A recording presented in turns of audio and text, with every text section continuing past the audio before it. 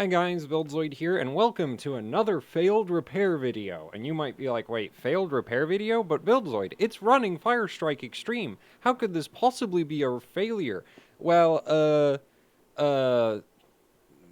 yeah, that's correct. It is running Firestrike Extreme. This is the card in question. You might be like, Buildzoid, is that a Frontier Edition? Actually, no, it isn't. So, this is the VEGA 56 from the guy who also sent in the Dead Frontier Edition, as well as the Dead Titan X Maxwell. The Titan X Maxwell is not dead. I assure you, when you next see it, it will be running. Actually, if you're a patron, you've already seen it running, probably.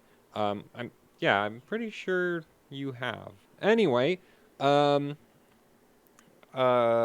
is a VEGA 56 he sent in, along with the Frontier Edition, and you might be like, but okay, so Buildzoid, you obviously stole the Shroud. Yes, I stole the Frontier Edition Shroud because the Frontier Edition is now a parts card, and, you know, I thought, hey, like, I already have another Frontier Edition Shroud from the Frontier Edition that I killed with, like, a dodgy Vault mod, a long time ago now that I think about it. But yeah, so I thought, you know what, let's just throw this Shroud on there. It's like, I'm not actually a fan of the color blue, but you know, it's a unique looking Shroud. It looks better than the normal VEGA 56 Shroud at the very least, even though I don't like the color scheme. Nobody cares about the color scheme. What's wrong with the card? So what is wrong with the card? This thing has serious mounting pressure issues. As in, if you tweak the screws holding the card together a little bit, it stops working. As in, it won't post. Right now it's up and running. And like, yeah, that's great, but yeah, this has like PCB, you know, like I think it's a PCB problem because I already reflowed the GPU core, and I had plenty of practice with reflowing Vega at this point because the two Dead Frontier editions that I have, right, my one and the one that got sent in, I pulled the cores off of those because, well, for my Dead Frontier edition, I'm thinking, hey, if I'm going to turn it, like, I might turn it into a power board, and one of the sort of easy ways to test, well, actually, no, I want to use it for MOSFET soldering practice, and then if I get good enough at that, like, and then I'll maybe repurpose it as a power board for something. I'm not really sure. Well, yeah, removing the core is one of the sort of easiest way. Like, by removing the core, I ensure that I don't have a great big piece of silicon that can overheat whenever I fire up the card, if I'm using it for repair practice. So there's no core on that one, and it's just a VRM with, that's, like, basically that PCB is just VRM now. There's nothing else on there.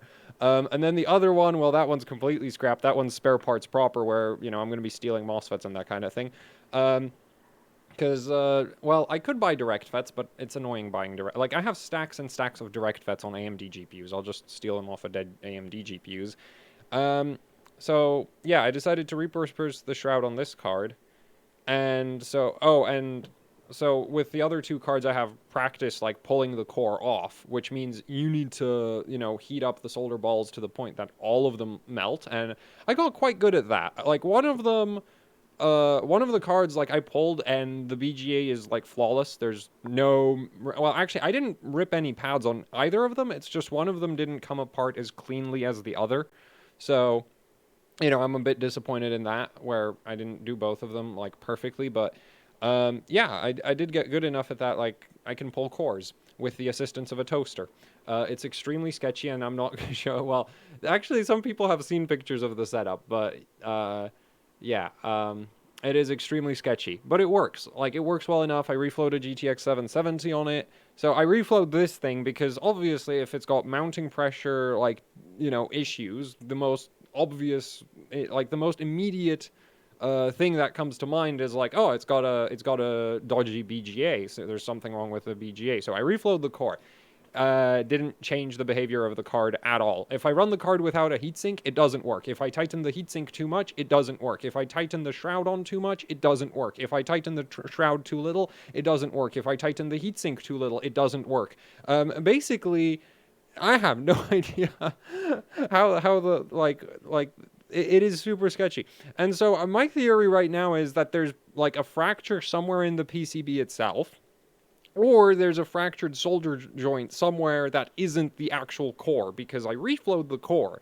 And I have decent and the thing is, the core doesn't even, like, it's a VEGA. There's no memory traces running through the actual PCB. This thing has HBM. So there's, like, you can't have the issue of, like, a lot of normal GPU, like, more a lot of GPUs, like, if you bend the PCB too much, you might disconnect the VGA for, like, the memory, or the memory, like, the connection between the memory and the GPU core will get screwed up, or it'll just get, well, I still don't think thermal cycling breaks that, but anyway, so, you get all kinds of fun issues because the memory has to run through the PCB. So if you flex the PCB, or as it thermal cycles, yeah, the BGA will screw up memory connections. But you can't have that on a Vega. These have HBM. The memory communication never, ever leaves the package. So,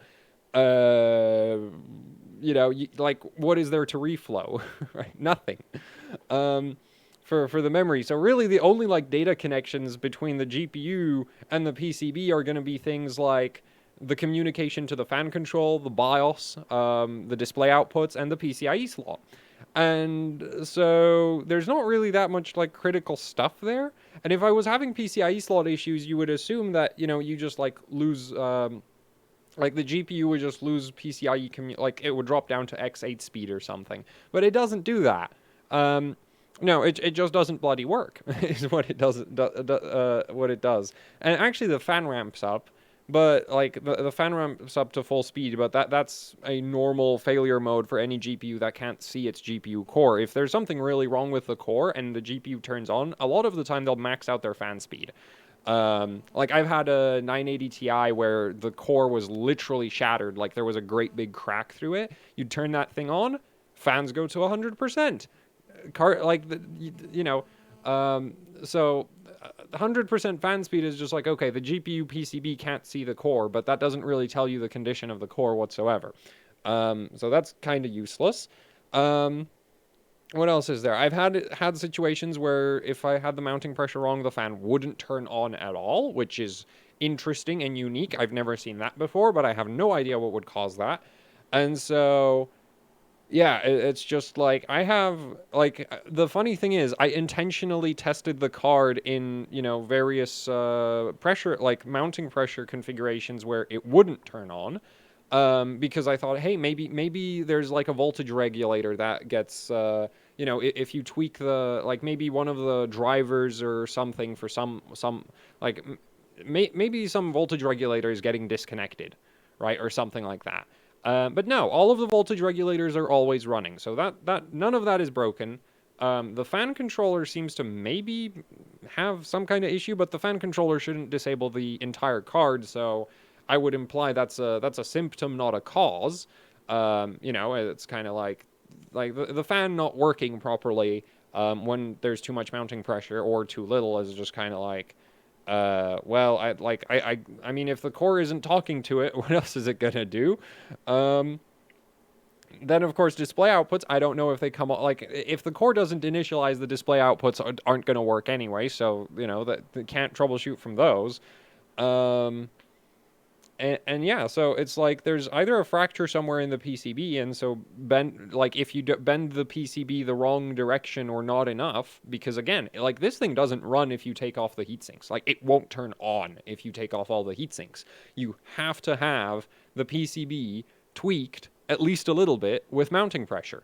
Very specifically, like, this screw hole over here, like up here, and the bottom one by the PCI, like the opposite screw hole by the PCIe slot. Those two seem to be absolutely critical for the operation of the card. Well, actually, I think it's the one, this one up here seems to be absolutely critical. So maybe there's something wrong with, like, the BIOS chip connection to the core. But again, it's like that, like, I checked the actual physical BIOS chips. Both of them show the defect. I use the BIOS switch to switch through them. Both of them have the problem. Neither shows any sign of, like, having cracked solder joints or anything. So, like, they're both connected to the PCB. If there's a problem inside the PCB, though, well, I can't see that. I don't have X-ray vision. So that really, really sucks. And so I'm super annoyed with this thing, because it's like like, I don't even trust it to restart when hot. Because right now we have the GPU warmed up, right? So it's at 75, 77 degrees. My hotspot temperature is actually doing good. Like, considering I have no mounting pressure, that hotspot temperature is actually quite decent. Well, no mounting pressure. That's not true. But I did get rid of the cross brace bracket that AMD GPUs come with. I'm not using that because that thing, like, it is like you can't partially tighten that.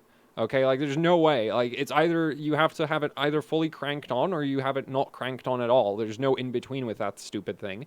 So, and this thing obviously, if I crank down the screws that are currently on there more, it stops working.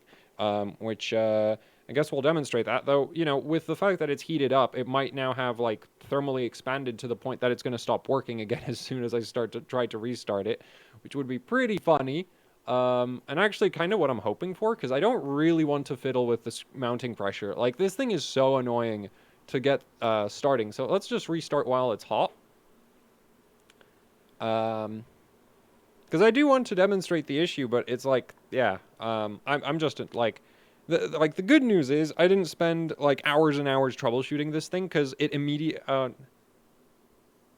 no, still works. Still works. Okay.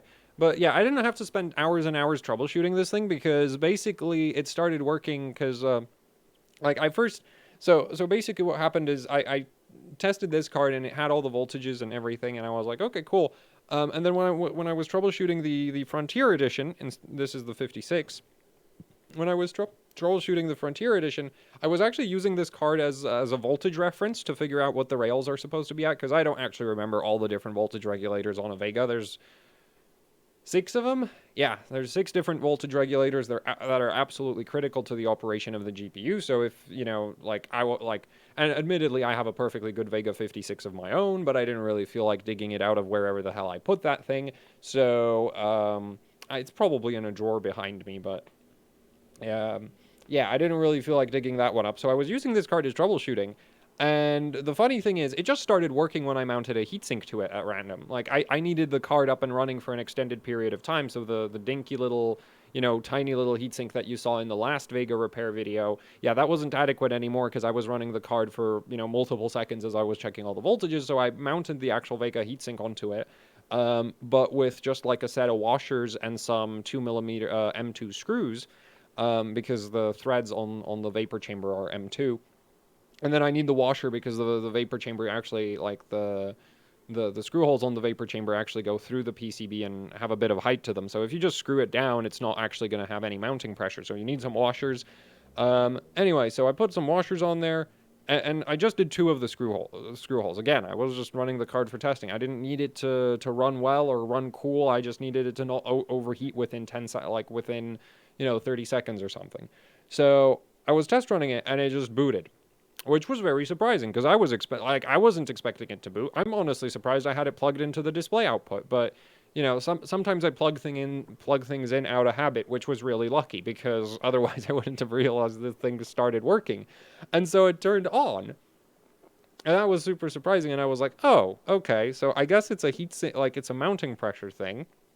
And you know, after that, like, well, I spent a bunch of time messing with that Frontier Edition. That didn't ultimately go anywhere. Then I reflowed this card, put it back together with the Frontier Edition shroud. It stopped working again, so I took it apart again. You know, checked that it was really the heat, like, put a heatsink alone on the GPU again, because the thing is, the shroud is very form-fitting on a Vega, right? You've got, like, thermal pads for all the inductors, thermal pads for all the MOSFETs, and it's a very form-fitting shroud. And I didn't really want to, like, so basically, if you tighten it all the way down, obviously, like, there's no play, right, in the mounting hardware because of that.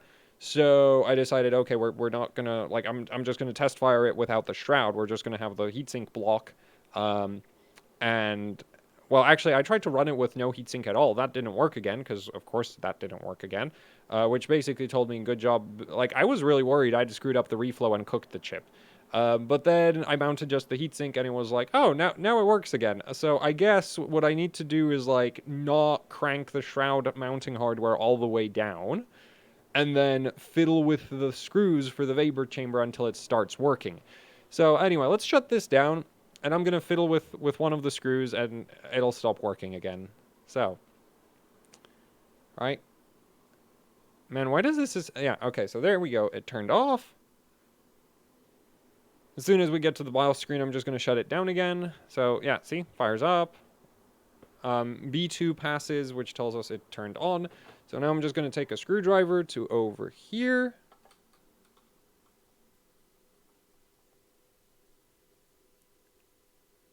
And it should stop working. Yep, there we go. It doesn't work. Oh. Oh, there we go. Doesn't work anymore. Like, this is stupid. That's literally the only thing I can think of. Is just like, well, that's dumb as hell. So let's see if I can make it work again by just tightening down that screw. Because the thing is, like, I also thought, oh, maybe the shroud was shorting something out or something. Nope. It's literally just like mounting pressure. If the mounting pressure is a little bit too high or too low on this corner right here, it stops working. I'm not sure that no. Yeah, I don't think I got it. Yeah, no, I didn't get it. You can tell that it's not working because the fan, like, either the fan doesn't turn on or it ramps up to full speed when it first fires up. So right there, it just ramped up to full speed, and I think I had it a lot tighter before when it was up and running. Oh, there we go. I think I got it working. The fan didn't screech at me, and it works. It like...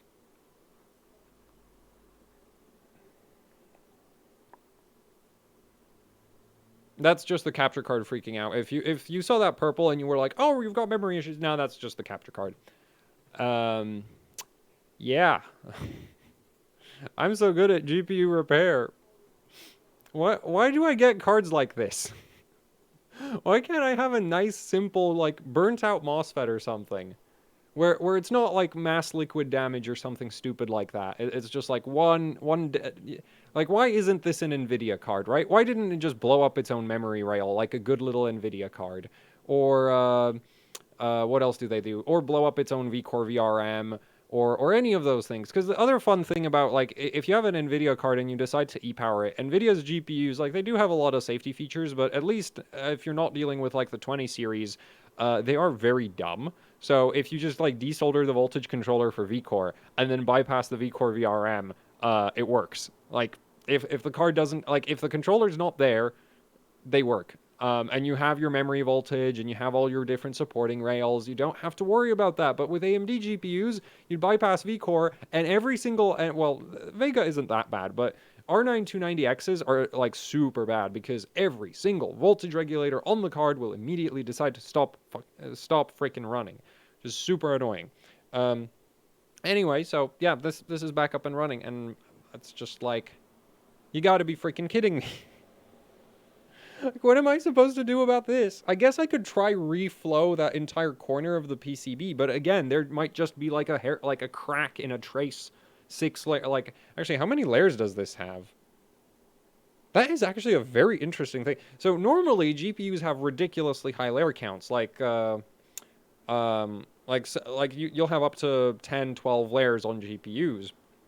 Especially if you have a lot of memory. Like, the thing is, if you have like a 384-bit or 512-bit memory, interface, you need a lot of wires to connect all of that memory. So you need a lot of layers to lay out all of those wires, but or traces. But still, the issue is, well, with Vega, what's kind of interesting is like, but you don't have any memory traces. Like, the memory again never leaves the PCB, so it's just like, what, like. You could probably run this on a 4-layer. It probably wouldn't be ideal for power delivery, but you shouldn't really need that many layers for a card like this. So, actually, it might just be like a layer deep if there's a defect. But that still doesn't change the fact that I can't see it. And even if I could see it, what am I supposed to do about it? If there's a trace, a layer down that's cracked, it's like, well, I'm not digging my way to that. I'll probably have to go through some other traces first. And it's not like also I'd need like a pinout or something to figure out where to, like, if I was to bypass it, I would need to know where to connect that, and yeah, that wouldn't really go anywhere. So yeah, this is really stupid, isn't it? Also, the guy flashed a Vega 64 BIOS on this, but it is a 56. Um, Also, I think it has Hynix HBM. It's an unmolded package, which this is the first Vega I have with an unmolded package. So, yeah, the only issue is like this thing's so sensitive to mounting pressure. It's like I don't really want to do anything with it. Like I still don't trust it to like last a power cycle or, you know, a humidity change. Because if the humidity change is the air pressure change or an air pressure change, like I because well actually humidity is probably a bigger concern because humidity like will permeate PCBs somewhat, and I assume they'd like change physically a little bit with that, and it's just like yeah, so this thing super reliable right here. um yeah, I actually, speaking of not trusting it to restart, when I actually got this thing up and running with a shroud yesterday, but when I tried to record the video earlier today, this thing stopped posting again. So just leaving it overnight, it stopped working. So this thing is just yeah, really annoying because like what am I supposed to do about that? Like it's not a core problem because I already reflowed the freaking core. And then you fiddle with one screw on the card, and it starts working, or it stops working. And actually, all of the hold down screws, like when I was first reassembling, when I was reassembling it into this condition, I was very strongly considering not including all of the hold down screws around the GPU core because in my opinion, those have a real, like, those actually are, like, they're really close to the screw that actually causes all the issues. So I was like, there's a pretty good chance that if I tighten those down properly, or even just include them, it's going to stop the card from working again. Which, yeah, like, this is stupid. This is so incredibly stupid that, like, I, like, why do I always end up with GPUs with problems like this? Um, So anyway, oh man, this video is really unnecessarily long, but because ultimately, like, I could have basically summed it up at, look, I can fiddle screwdriver and GPU work or no work based on how much you fiddle with the screwdriver on the back of on one screw. And it's just like, yeah, uh, I don't know, like, whatever. This is it. Like, you know, this is it for the video. I just, like, I don't know what to do about it. Maybe if you have a suggestion, because I might actually try the whole reflow the corner of the PCB that seems to be unreliable. Actually, that seems like a dumb idea. Like, there's a bunch of capacitors over there. I don't really want to be roasting those. I'm gonna probably like investigate that corner of the PCB more. The thing is, the only thing up there is the BIOS chip and the VRM. It's like the VRM doesn't care. If one phase is missing, the VRM doesn't care. The VRM never stopped working, so that's not an issue.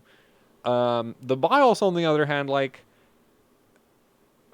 that's a freaking like, but like I can't remember the package name, but that's it doesn't have very small legs, and the solder on it looks fine. So I don't know why that isn't working. Anyway, yeah, that's it for this video. We'll go back to more interesting content in the near future, but actually, I'm not sure that I'll post this immediately. I might just keep this as, actually, no, I'll post this immediately, because what, like, nobody cares about me running HOC. So, yeah, thank you for watching. Thanks to the guy who sent the card in, for, you know, annoying me. Like, seriously, this card is infuriating. Yeah, so thanks for watching the video. Like, share, subscribe, leave any comments, questions, suggestions down in the comment section below. If you'd like to support what I do here with actually hardcore overclocking, I have a Patreon. There's a link to that down in the description below.